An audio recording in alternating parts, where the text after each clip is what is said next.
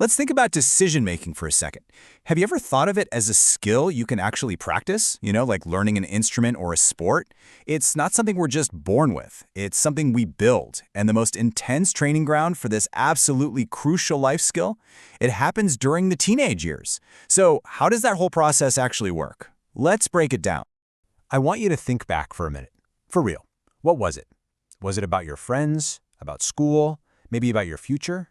We've all been there. That feeling of a huge, heavy choice looming over you is a universal part of growing up, and it's right at the heart of what we're talking about today. And this gets to the core idea. Decision-making isn't some random thing that just happens. It's a skill that actually develops over time.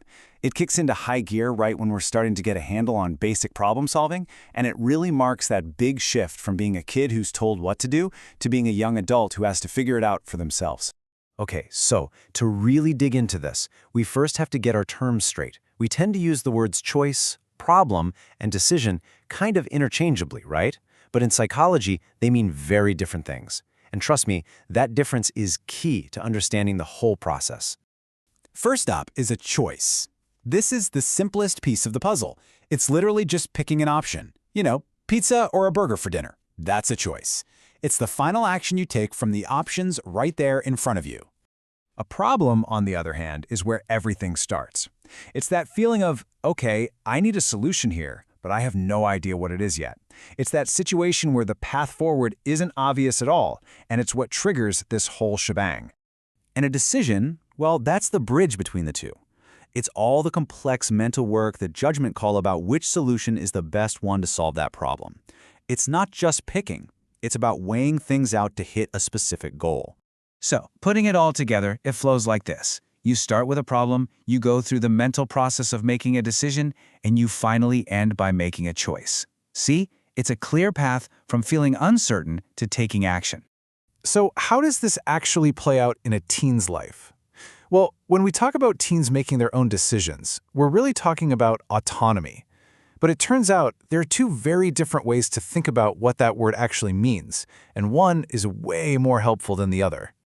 Okay, on one hand, you have autonomy as independence. This is the classic definition we all think of, being totally self-reliant, going it alone, not needing anybody's help. But there's another, much more powerful idea, autonomy as self-endorsement. This means you genuinely and fully agree with your own actions, even if you got advice from a parent or friend to get there. It's all about owning your choice, no matter who you talk to along the way. And here's why that difference is a huge deal. The research is crystal clear. What predicts positive development and well-being in a teen isn't whether they made a decision all by themselves. No, it's whether they truly endorse the final choice as their own. It is about ownership, not about isolation. So if that's the goal, this self-endorsed decision, what does a good decision-making process actually look like? Well, researchers have kind of mapped out an ideal blueprint for making a solid, rational choice. And it looks something like this. First, you've got to know what you're trying to achieve. What's the goal? Second, you brainstorm all your possible options. Third, you really think through the potential consequences of each one. Fourth, you assess the risks and see how each option lines up with your personal values. And then finally, you put all that together and make the choice. Sounds simple, right? Well, not so fast. In theory, that blueprint is perfect. But the real world of being a teenager, it's a lot messier. And this is where we hit a really interesting paradox. You would think that more life experience automatically leads to better decisions, but for teenagers, the evidence is pretty mixed. Past experiences can be misremembered, or sometimes they just aren't relevant to a brand new, unique situation. And here's where it gets really complicated. A few big factors come in and just throw a wrench in the works. For one, the advice of friends often carries way more weight than an expert's. Plus, there's this huge hidden variable, the social cost, the perceived risk of asking an adult for help. I mean, think about it. For an adolescent, the need for social acceptance and friendship is incredibly powerful. So asking a teacher for help with a problem, which an adult might see as a smart, mature move, can feel like a direct threat to fitting in.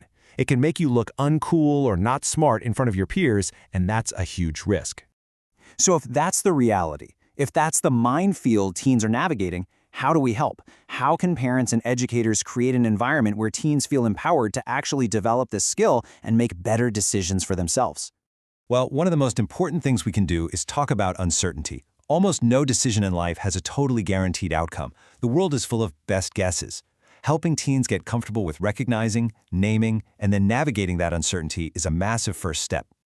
A really practical way to do this is by learning how to categorize the risk involved in a choice.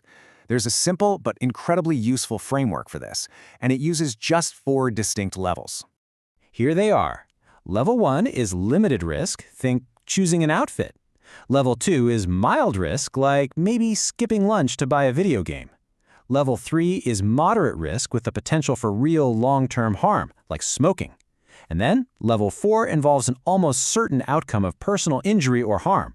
Just helping a teen learn to tell the difference between these levels is a total game changer.